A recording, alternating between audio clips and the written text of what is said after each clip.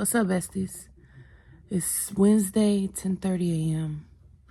and I'm literally laying in bed just thinking about everything and reflecting on how July I lost every fucking thing. I lost my apartment because it was either move out or eviction. I lost my car. I lost my job.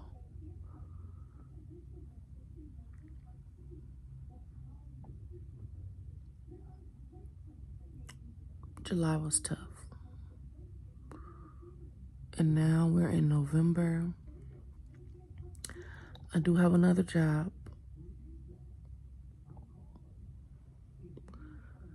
I moved back to my mom's house.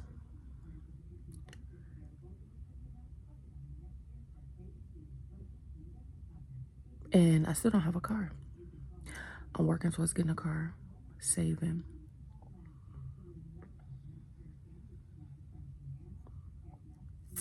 It just be crazy and funny how quickly things could just collapse.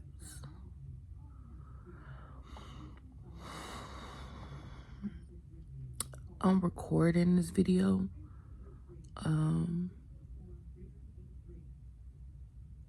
Really, because I haven't really been able to really, I don't know, talk about how big of a shock it was.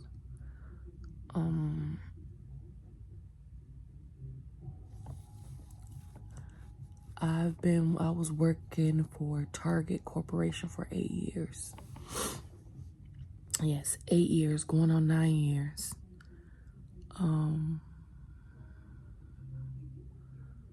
That was really a shock.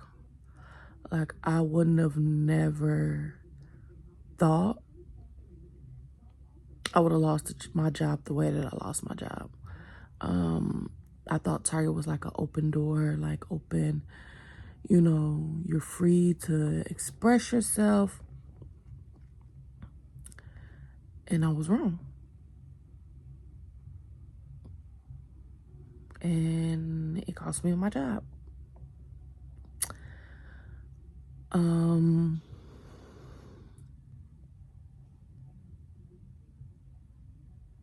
know I keep pausing. It's just, I'm just trying to think. It wasn't so much like sad about losing my job, I say. I was more so hurt because I just feel like you gave a company so much of your time, and they just up and just fire you. Like, I don't know. But I guess I would say the way that I kept it from getting me down and depressed is because I knew I didn't like my job anymore. Like, getting up, going to work or clocking into work every day was really like making me sad. Like, really, like, I was down every day I went to work. So the fact that they fired me, I feel like that was God's way of doing what needs to be done, because I wouldn't have left. So because once we get in a job and we're comfortable, we're making money, we're able to take care of our responsibilities, it's hard for us to leave no matter how unhappy we are sometimes. And I feel like that's where I was, because I knew I was there for so long. I knew me working there, I was able to pretty much take care of my son, being a single mom. And I just knew I just wouldn't have up and quit or left, no matter how unhappy I was. So I feel like that was God's way of telling me your time is up here. And we have to realize and remember that just about everything has an expiration date. Life has an expiration date. Employment has an expiration date. Friendships have an expiration date. And then with my apartment, everything was just getting so expensive for me. Trying to afford to live there, still afford to fend and take care of me and my son, being a single parent, not getting help from his father, not getting any government assistance because they considered me making too much. So it was just like I was going down a spiral. So not being able to afford the apartment, it was just like, instead of me staying here and stressing myself out, falling in a depression, like, taking a toll on my faith, because it was like I would never have a good month. I was always struggling. So it was just like, I would rather leave than stay in here and, like I said, spiraling, depression, anxiety, losing my faith, all of that, like testing my faith. So yeah, moved into my mom's house July 1st. It's a shock because it's not my own space. My son doesn't have his own space. And it's just, it's always going to be something different. And it's always going to be a shock when you go from having your own home or your own place to living with someone. So living with my mom is not a bad thing because I have a lot of stress, anxiety, depression. I have a lot of my mental well-being that I'm able to control living here. I'm not,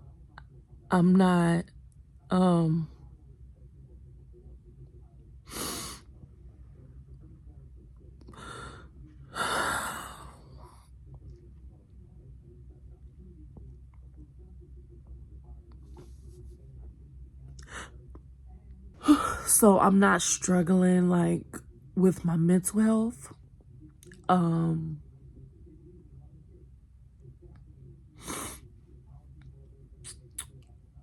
Because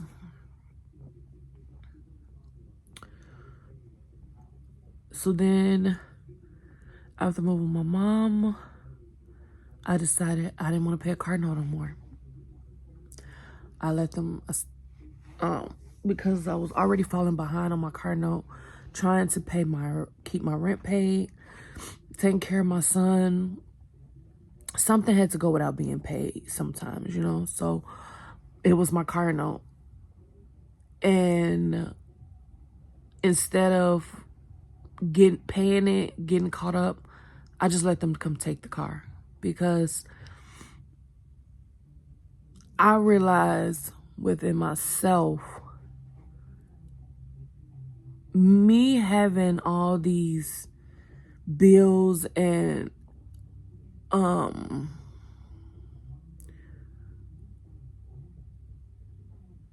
pretty much living outside my means, I was unhappy.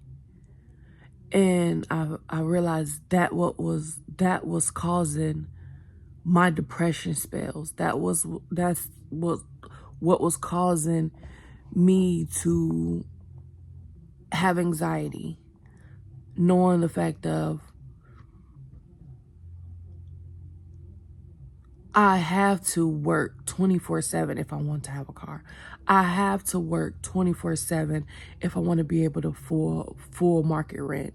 I have to work 24/7 if I want to be able to fund me and my son's life.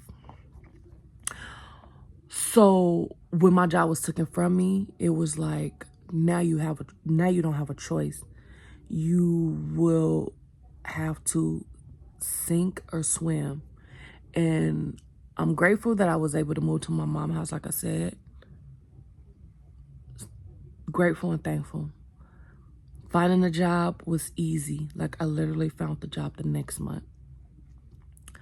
But I'm here to say this. Don't beat yourself up. We're in a time right now that literally everything is so expensive to afford. Everything is so expensive to be able to experience. Do not beat yourself up.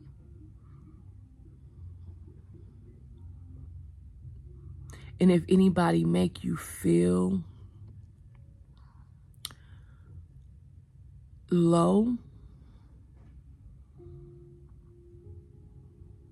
it's time for you to remove them from your life. And I really think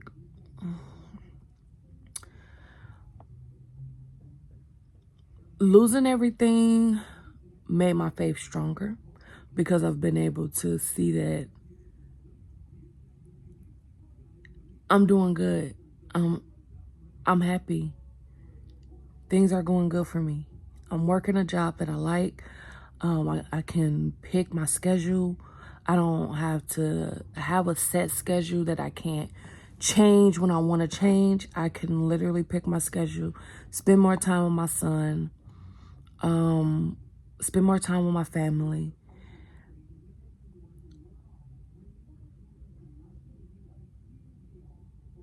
I'm good. Don't let nothing break your faith, no matter how hard it tries. But we're going to keep pushing, and we're going to keep trying to grow. Things change.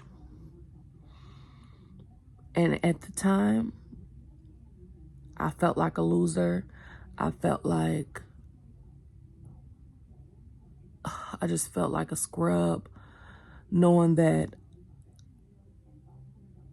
I'm an adult with a child, moving back in with my mom, lost my job, lost my car. I felt like a loser. But over time, I realized sometimes you gotta fall hard to get up strong. So,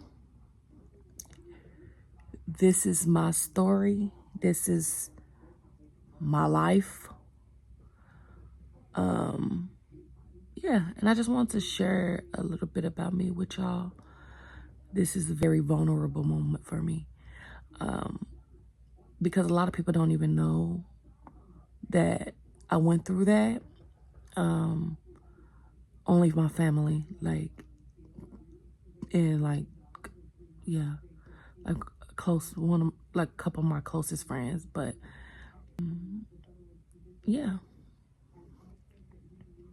But all right, besties, I'll check back in with y'all in another video.